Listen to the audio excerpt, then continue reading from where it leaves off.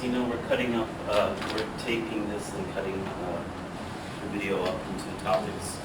But I did throw off the footage of the reviews on YouTube. If you're interested, I'll send you the link. I think the channel is something like, well, I'll send you the link. Okay.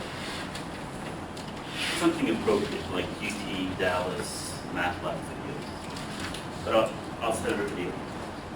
Okay. So, as a reminder, because you have to work with transposes, just you want to review the properties of transposes. These being that the transpose of the transpose is the original matrix. The transpose of a product of two matrices is the product of the transposes, but in reverse order. And of course, since matrix multiplication is not commutative, this is important. And inductively, you see that if you have, you can extend this.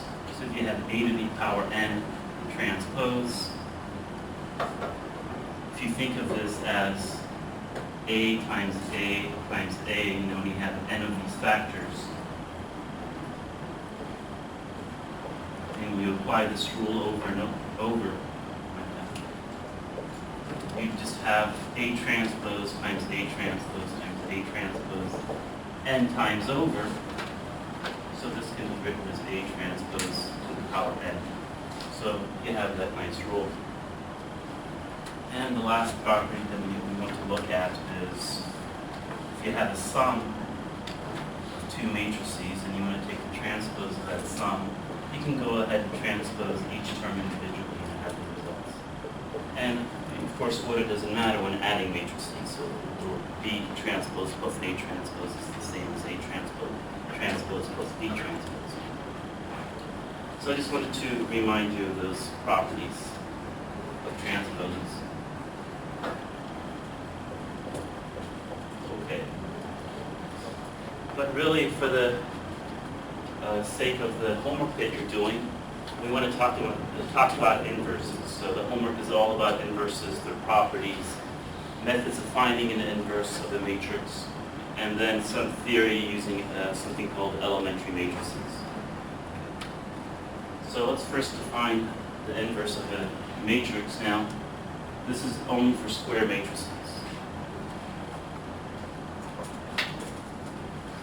So we're only going to talk about square matrices having inverses. We're not talking about rectangular non-square matrices having inverses. So we say that A is invertible if there exists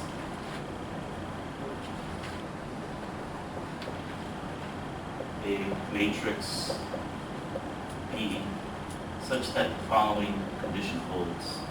A times B is the same as B times A, and that gives you the identity.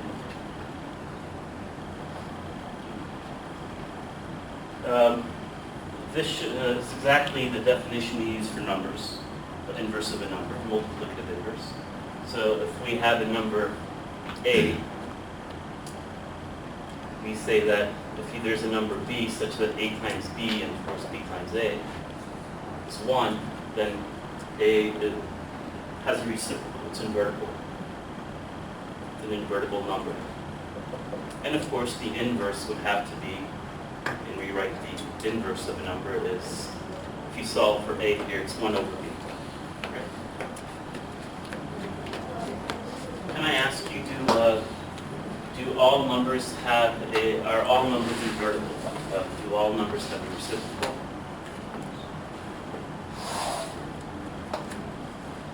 So, yeah, you say, well, let's look at 5. The inverse of 5 is 1/5 because 5 times 1/5 is 1.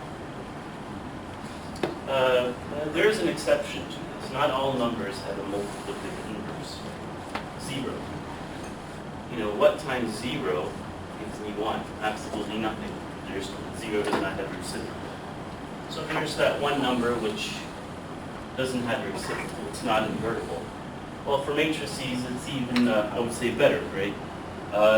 Not all matrices have, not all square matrices have an inverse.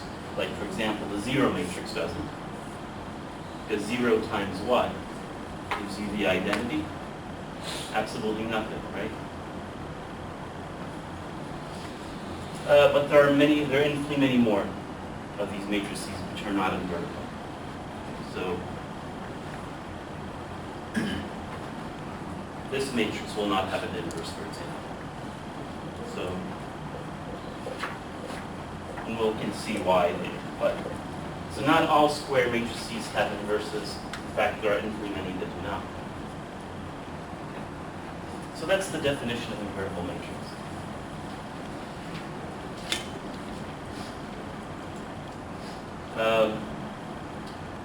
And I'm going to do this without proof because we haven't looked at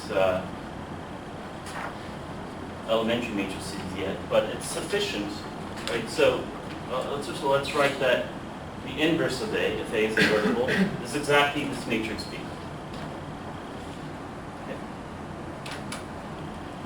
So B is the inverse of our matrix.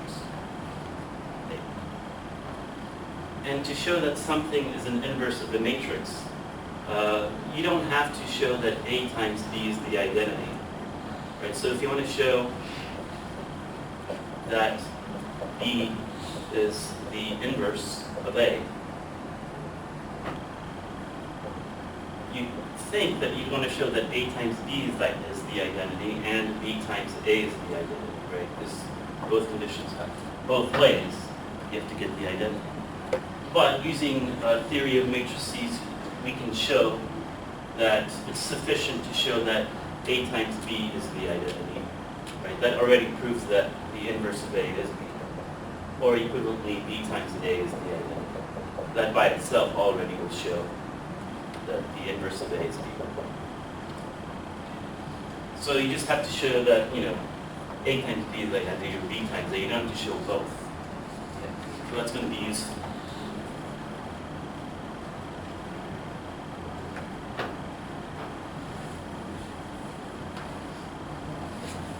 Now, we're going to look at some properties of inverses. Right? We're not even talking about finding the inverse in the matrix yet. We're just talking about properties using this definition. So, one property is that the inverse of the matrix, so A is invertible. We have an invertible matrix. So, the inverse of A is unique.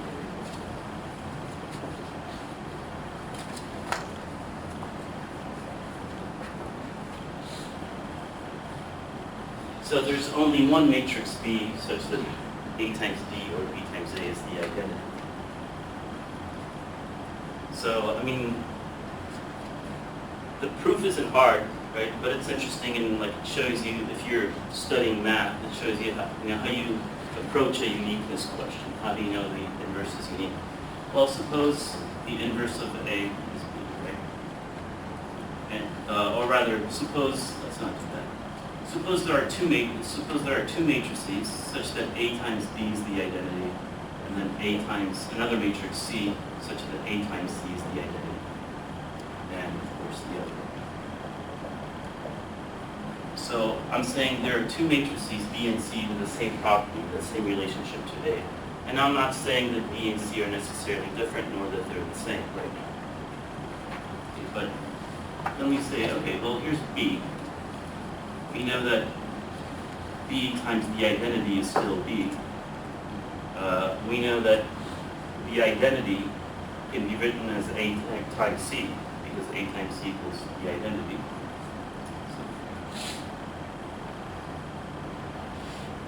Okay, and so it's like this.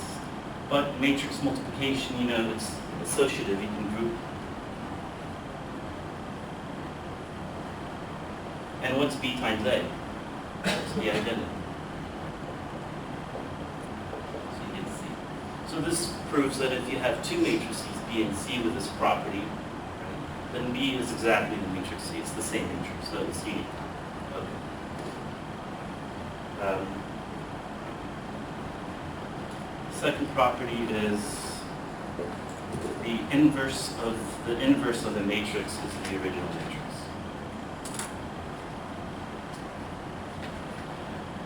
The proof, well, it seems, it matches our rules for exponents that we know from numbers, right? So it seems intuitive. But I guess you'd want to at least articulate why this is true. So it's just stating. Yeah. So what we want to show is that what this says is that the inverse of a to the negative 1, the inverse of a, is a. That's what that statement is saying. Well, how would you show this is true by that definition? Well, you have to show that a times a inverse is the identity. Well, that's the very definition of the inverse of a. So it's kind of like trivially true. The inverse of a inverse is a. So a times, right, so a inverse times its supposed inverse should be the identity, and it does. Here's the third property that relates transpose and inverse. So A transpose inverse is the inverse of A transposed. You can interchange those. And I'm sure you can have a similar proof where you'd say the claim is that the inverse of A transpose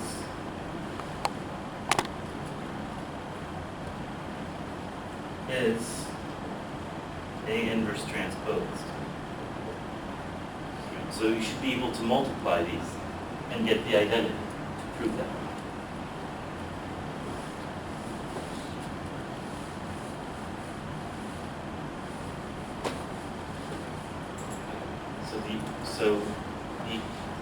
Here's A transpose,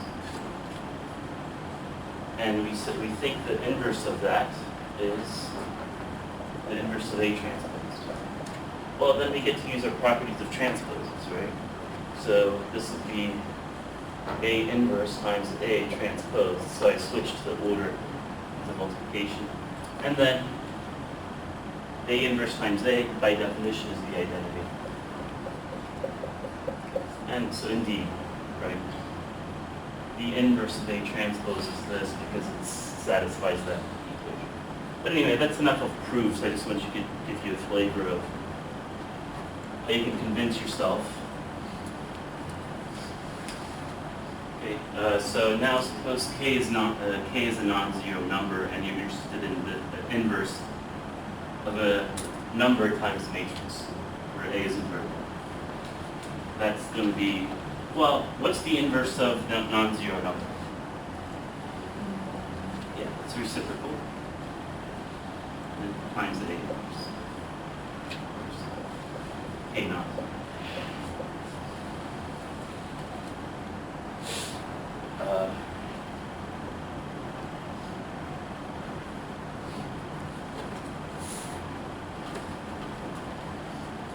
Okay, so suppose A and B are square matrices, right?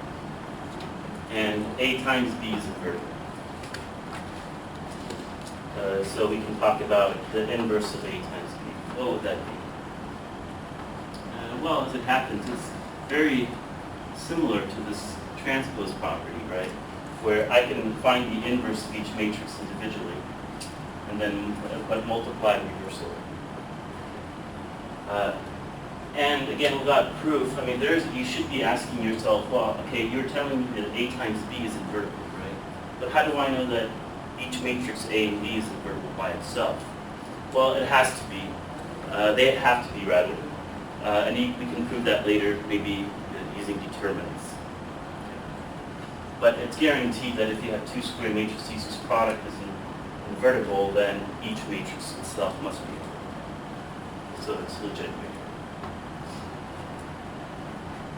And again, A and B are square matrices, right?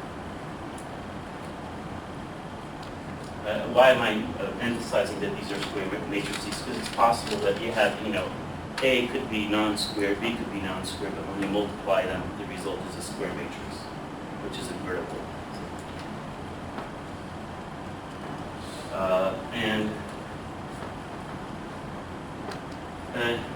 Yeah, so then using this rule we can induce that this is the case, that if you have a to the power and you want to invert that, that's the same thing as raising the inverse of a to that power. And really those are the properties that, yeah, that's pretty much it. In any case, I don't have anything else written, so. So we have to know these properties. Okay, so now let's actually talk about finding the inverse of a matrix. We'll outline a procedure. So, or maybe we can practice using properties. No. Okay. Okay, so if A is a square matrix and it's invertible, well, yeah, it's invertible. How would you go about finding its inverse? Well, there's a general procedure where you would take the matrix A and you would augment it with the identity matrix of appropriate size. So if this is 3 by 3, this identity is a 3 by 3. And you apply row operations. Let's do it this way. With the goal in mind of changing A into the identity matrix. So you're essentially reducing row echelon this thing, A. So if you could do that, if you can reduce A to the matrix identity, then invariably, if you apply the same row operations you did to A over here to I, this will have to be A inverse. So that's the procedure. So I guess as an example, let's take matrix, let's do one with numbers and maybe one with 1, 5.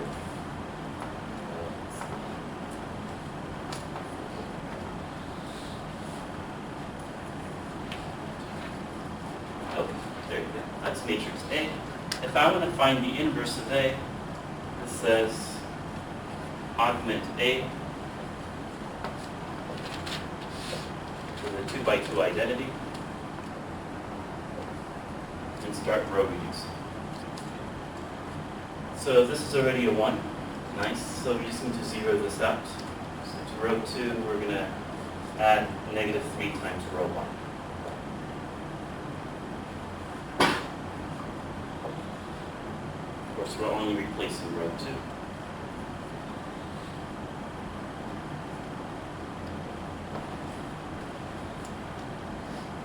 Then we're going to multiply row 2 by negative 1.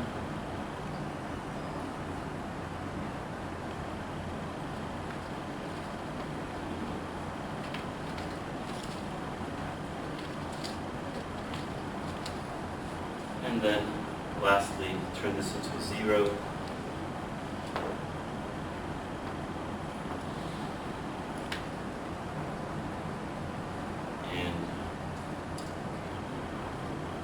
I'll write it over here.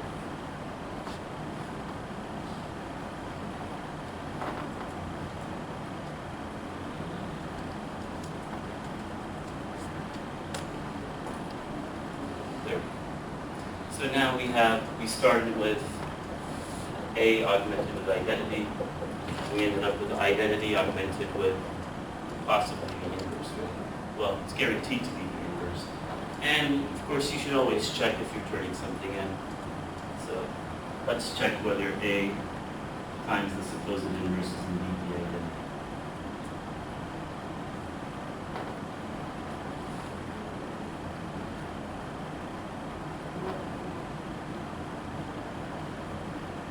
Okay. So yeah, I mean, yeah, negative 5 plus 6, 2 minus 2. Negative 15 plus 15, and 6 minus 5. That works. It checks. So this is the inverse. Since, you know, you're going to be seeing a lot of 2 by 2 matrices, I can give you a formula that's special to 2x2 matrices for finding the inverse.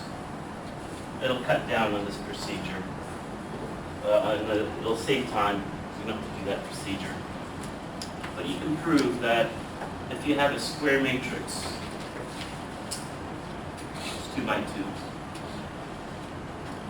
that the inverse of that matrix exists is the following. So you have 1 over A times D minus B times C. You might know that as a determinant of that matrix, times, and here you switch the diagonal entries. So A is exchanged with D. And then you change the sign on the off diagonal entries.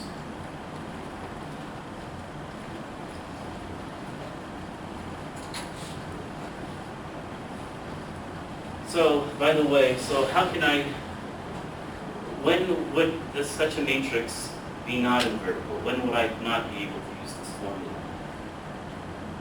When the determinant is 0. Right. I'd be dividing by 0, so AD minus BC cannot be 0, right? So that's the assumption. AD minus BC not 0. Otherwise, this would be not legit. So, let's do another example then, using this formula, or maybe both. So suppose the matrix A,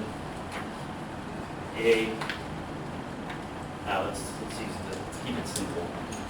E to the x, e to the minus x, negative e to the 3x, e to the x. We can try using this formula. So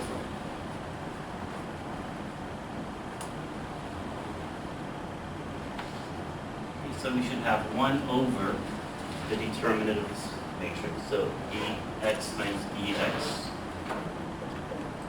minus the product of the off diagonal entry. So we get minus, a negative e to the 2x. And then notice that that's not equal to 0, right? This would be e to the exponential function is always positive. And then we would flip the diagonal entries. So, well, they're the same. And then change the sign on the off diagonal entries.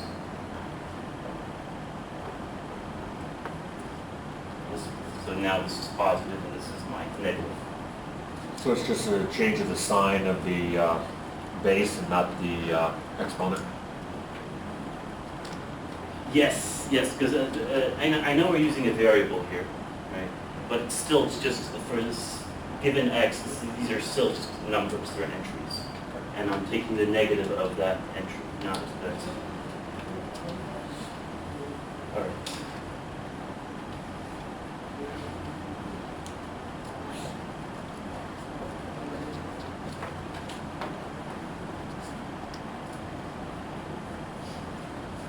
Now, there is a similar homework problem.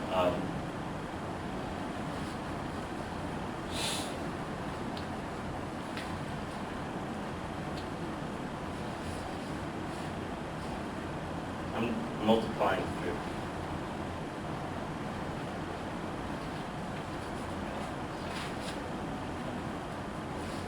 So you would have to ask your TA professor whether you can use this formula, right? This formula to find the inverse, or whether you would actually have to go through the procedure of augmenting A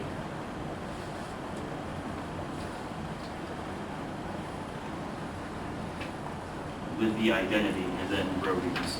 And that wouldn't take too long, right? But, and yeah, you'd be safe in dividing by e to the x, because you know e to the x is not 0. And so you can row reduce and you should get this answer. But I won't go through that.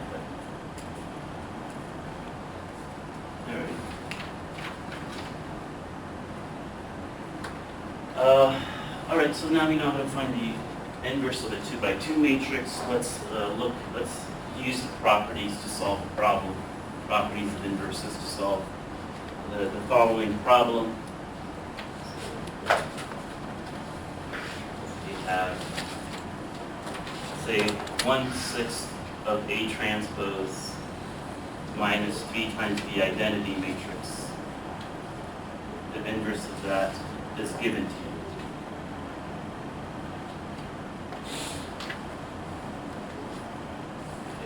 And your job is to find what A is. Solve for A.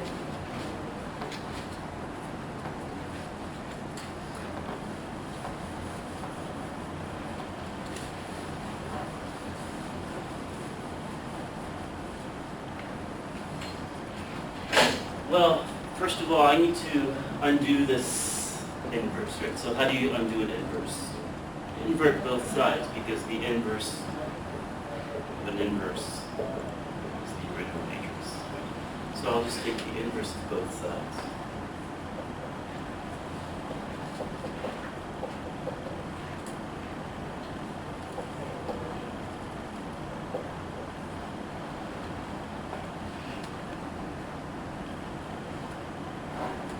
And so here we just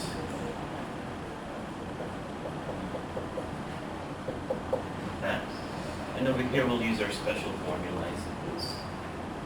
So we have 1 over the determinant, so 6 minus 4 is 2.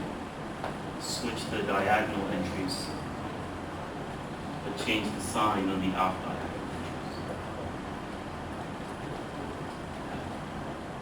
And now it's just a matter of solving for A, algebraic, right? So I'll multiply both sides by 6, just to get rid of this denominator. So I'll multiply both sides by 6. A transpose minus 18i equals 3 times the matrix here. Might as well.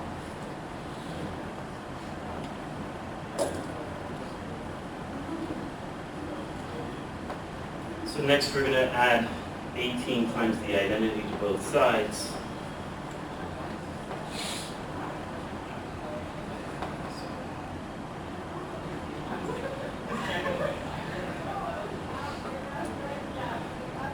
Plus 18 times the identity. I'll go ahead and write the 2 by 2 identity out. And we multiply and add, so we get 18 plus 6.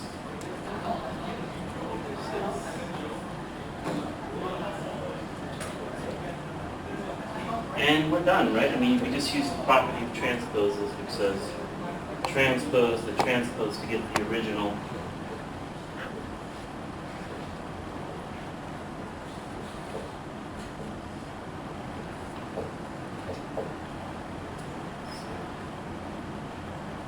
So voila, A is transpose of that matrix. So the rows become the columns. Vice versa.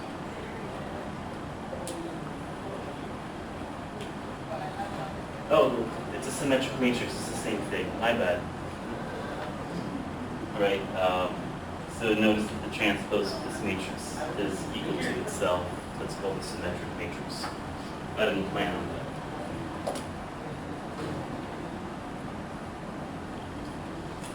Okay.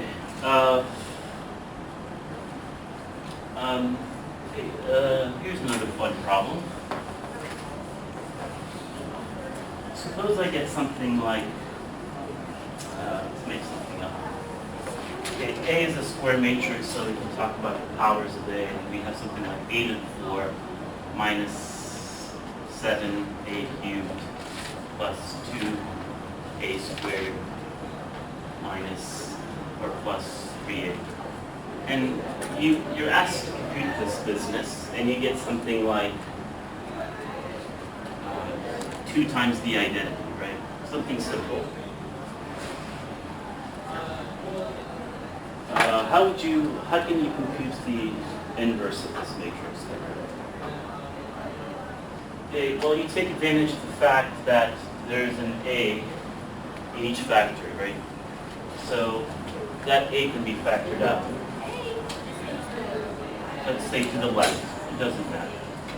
So then I would be left with A cubed minus 7A squared plus 2A plus 3. And what am I write here when I take out this A?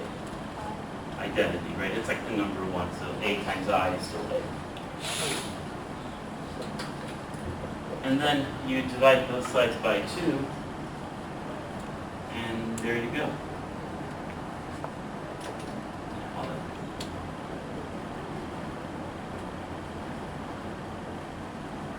So what must be the, what expression here is the inverse of my matrix?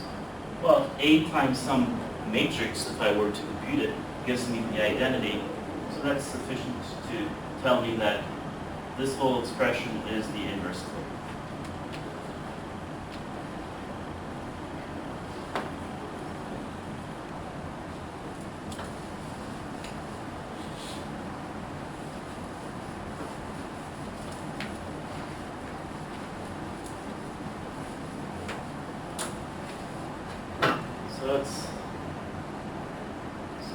Let's do an example, something similar, but let's keep it small. So suppose A is given.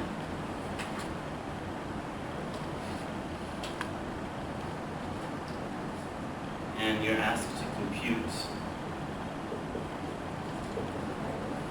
A squared plus 3 times A. Well, A squared is A times A, so we would get to 4 minus 4. I don't think it brought the scratch, so I gotta actually do this. And I'll write it out so I don't make any mistakes.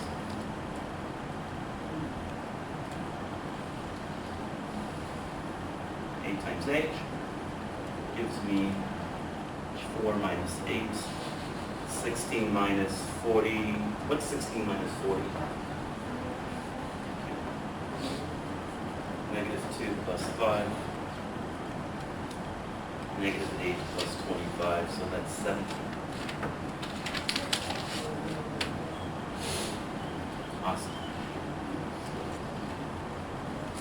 So then A squared plus 3A. Yes. No mistakes.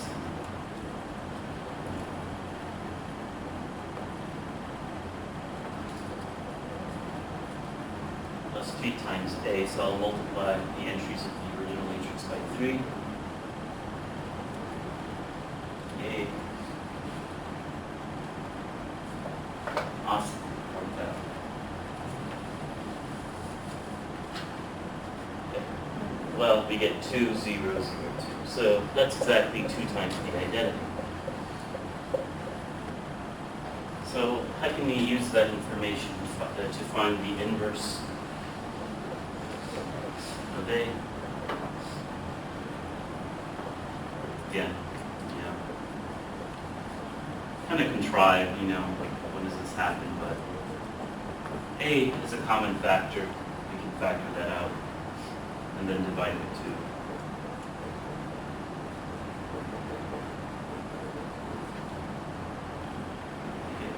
This must be the inverse of it.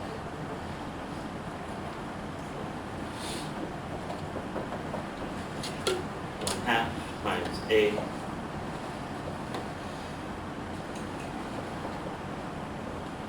plus 3 times the identity. So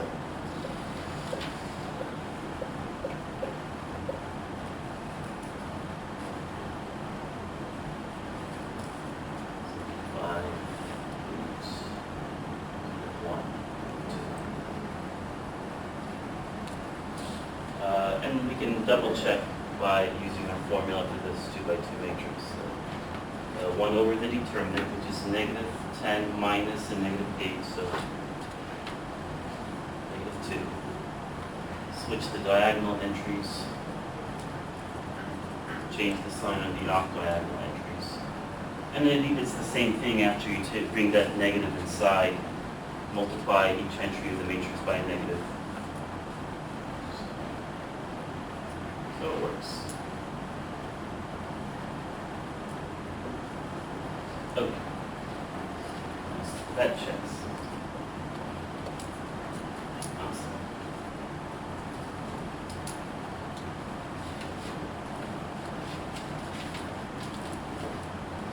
All right. So now we want to tackle larger matrices, say 3 by 3.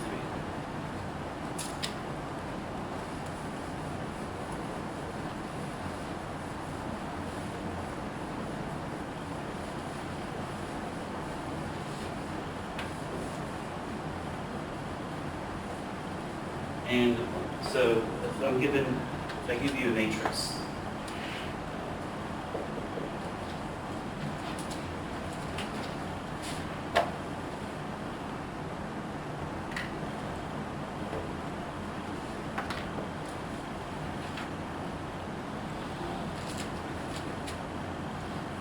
we would like to find its inverse, and the procedure would be to augment this matrix with the identity and start row reducing, right? Until we get the identity.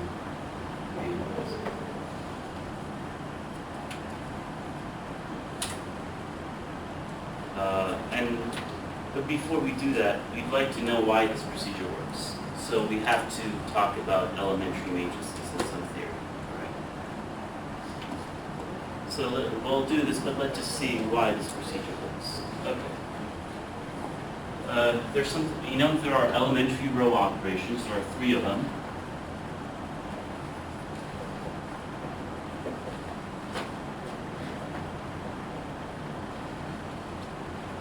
And for each row operation, there's something called an elementary matrix. Am I spelling elementary correctly?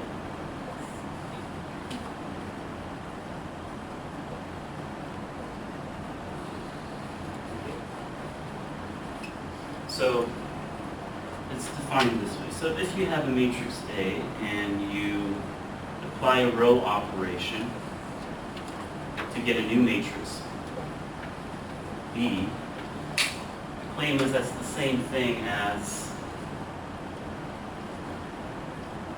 taking A and multiplying matrix A by the matrix D, an elementary matrix, getting B. So this is a matrix algebra expression of applying row operation.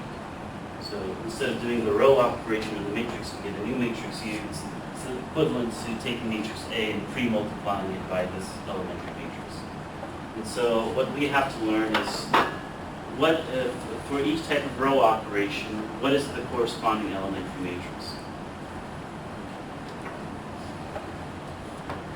So, and it's actually not hard to find.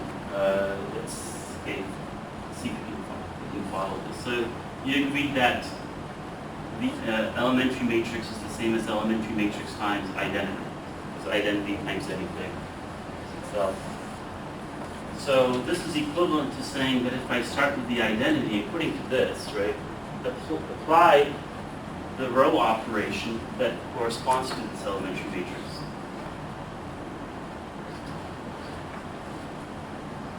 I should get E. So if you're applying a row operation if you want to compute the elementary matrix, just apply that row operation to the identity matrix and you'll get that. So let's look at the 3 row operations.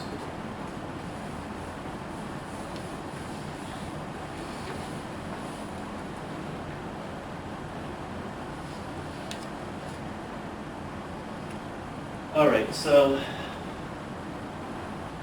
when you exchange rows, so the first slide, you want to find the corresponding elementary matrix. So you would just exchange row I and j of the of the identity matrix to get that. So for example,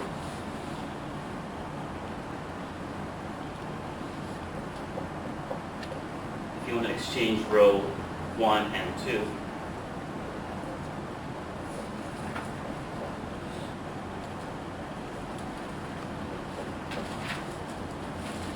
well, I should maybe using that as an example. Okay. If the claim is that there's an elementary matrix times A, that's A, that's B.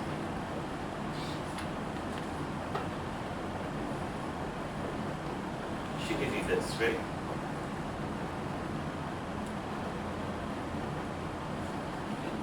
So what would this matrix be? Well, the claim is that if I start with the identity matrix, and I apply this row operation to exchange row 1 and 2, I should get the elementary matrix. So I'm going to exchange row 1 and 2 with the identity to get this. And indeed, if you multiply this out, you would see that this row times the columns just singles out the second row and puts it in the first row. And then the second row of this elementary matrix times the columns singles out the first row and puts it in the second row. Okay, so that's for the first type. And so for each, let's call that type 1 or something. Now, and how would I undo this row flipping? Well, flip it again, right? So this shows that if I have an elementary matrix of this type, where I exchange 2 rows, the identity, if I apply it again, let's call this E. If I apply the flip of the same 2 rows, I'll get the identity. So for this type of elementary matrix, it's equal to its own inverse, right? E times E equals I.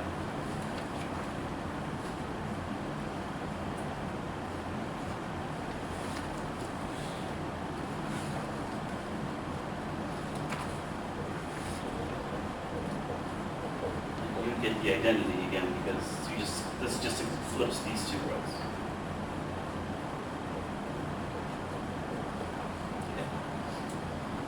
Okay, so for that row operation, we can find the elementary matrix by applying the row operation to the identity, and that elementary matrix is its own inverse. So row operation number 2.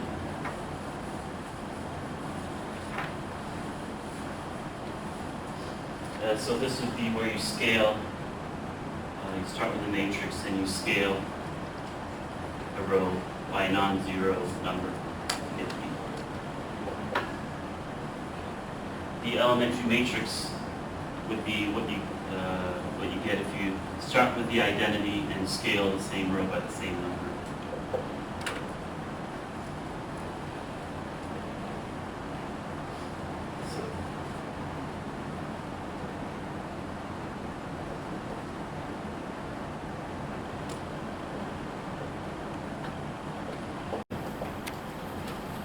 I would like to use my leading integer 1 here to zero this out. So I would apply the row operation to row 2, add the negative 3 times row 1. And we get a matrix.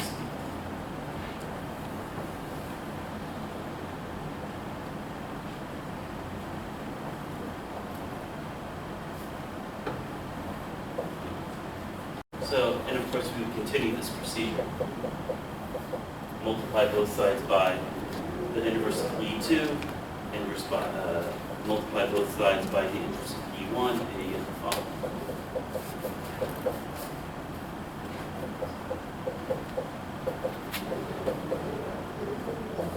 So the inverse of an elementary matrix is still an elementary matrix because you got it by applying a row operation to the identity.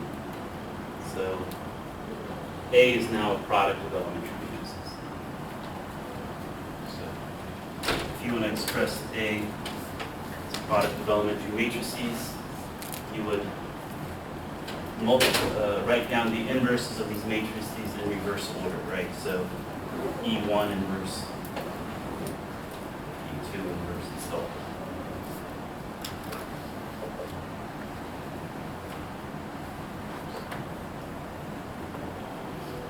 Of course, we could have gotten this by applying properties of inverses to both sides.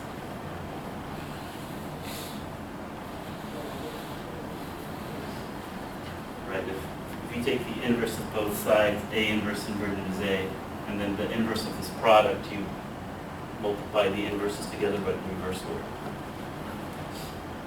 All right, well, great. Let's go back to this example, and let's write out the row operations and the corresponding elementary matrices.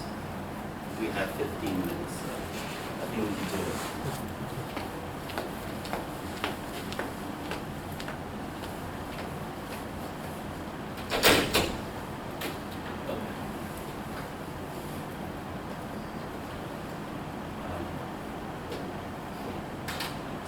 We have A, and let's go ahead and augment it with the identity.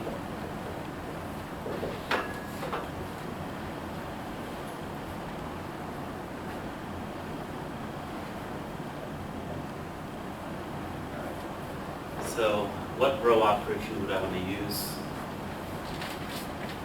Well, yeah, I got to get a 1. Yeah, so let's exchange row 1 and 2.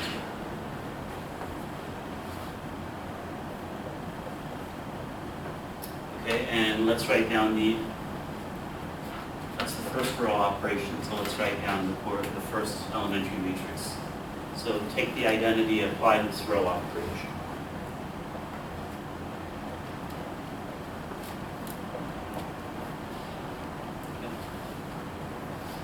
Okay. And the resulting thing we get.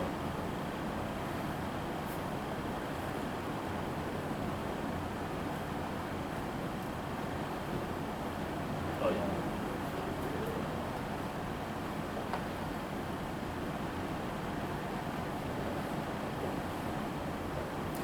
So next, we're going to use our leading 1 or pivot to zero this guy out. So to row 3, you would like to add -2 times row 1.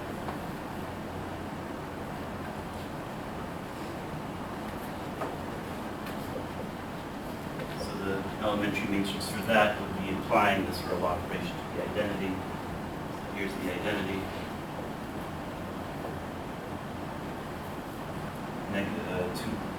To row 3, we're going to add -2 times row 1. So you stick the -2. You end up with the -2 over here.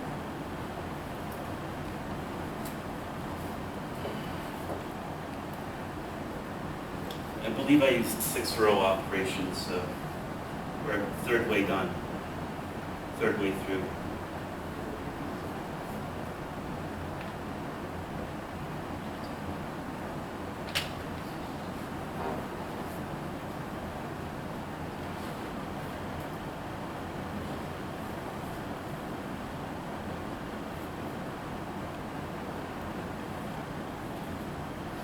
So next I'm going to get a 1 here.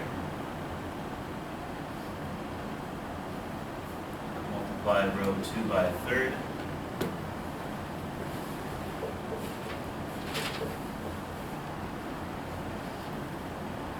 And the third row elementary matrix then is just the identity, where we multiply row 3 by a third.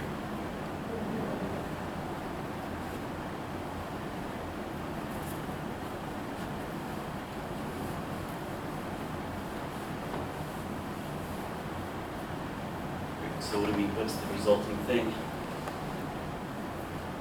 Did I say row 3? Row 2. Yes. I'm confusing my 3's and 2's today.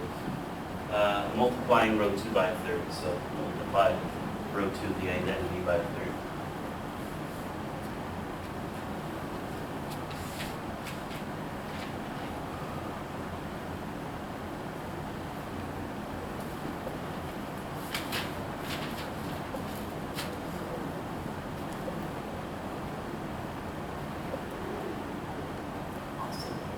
So we have our leading 1. Let's zero this entry out. So to row 1, we add 4 times row 2.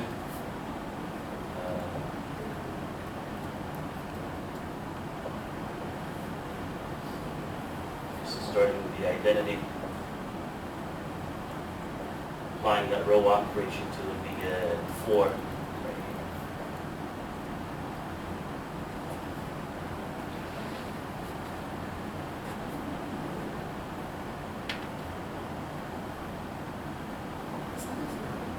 What's a 0? Second row is Oh, no, the 1. thank you.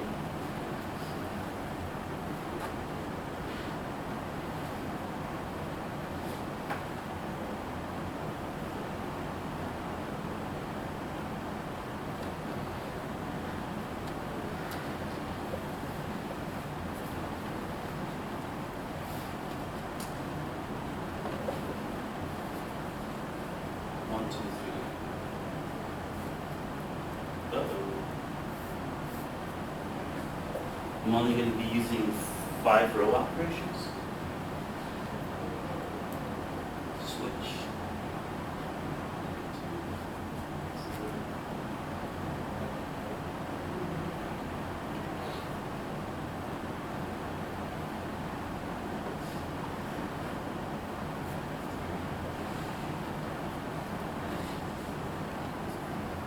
Yeah, I guess just throw this away.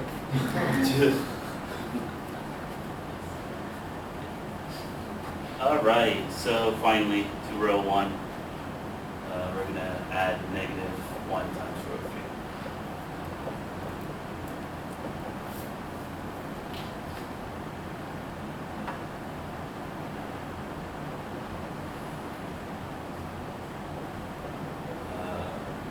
Identity, apply the row operation, and we get a -1 right over here. And that's it, right? Because now we have the identity on the left.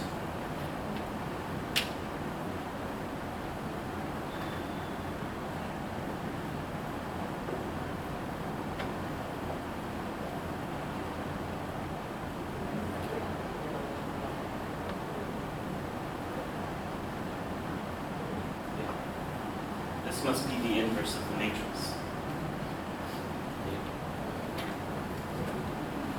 And if we wanted to, we said that the inverse of the matrix is exactly, right, so start with A and multiply A by that sequence of elementary matrices to get identity, so this must be the inverse. So I would write that A inverse, if I wanted to write it as a product of these elementary matrices, is E5, E4, E3, E2, E4.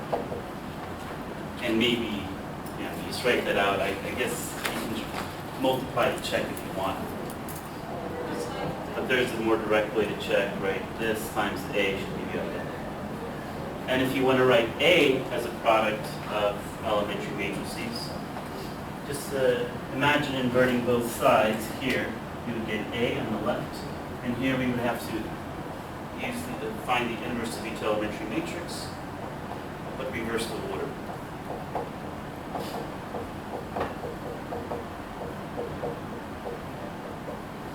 In fact, can we quickly write down the inverses of each of these? So,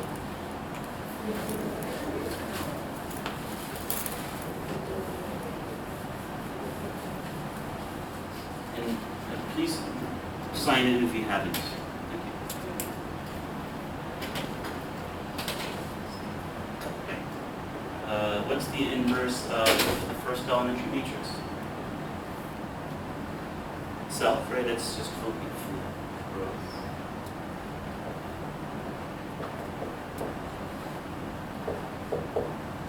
The inverse of the next elementary matrix. What would change? Essentially change this to a plus 2, right? Again, I'm just a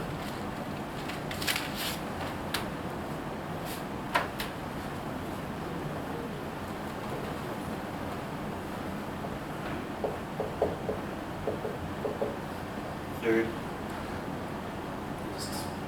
You replace this with its reciprocal.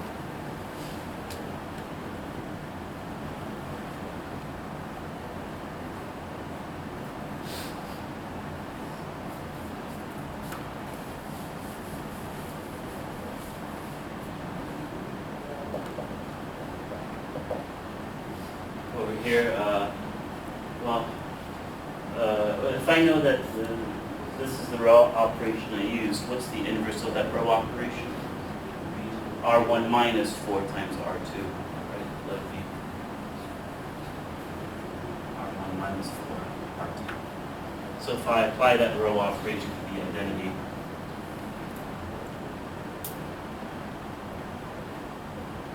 I would get a -4. So again, we simply change the sign.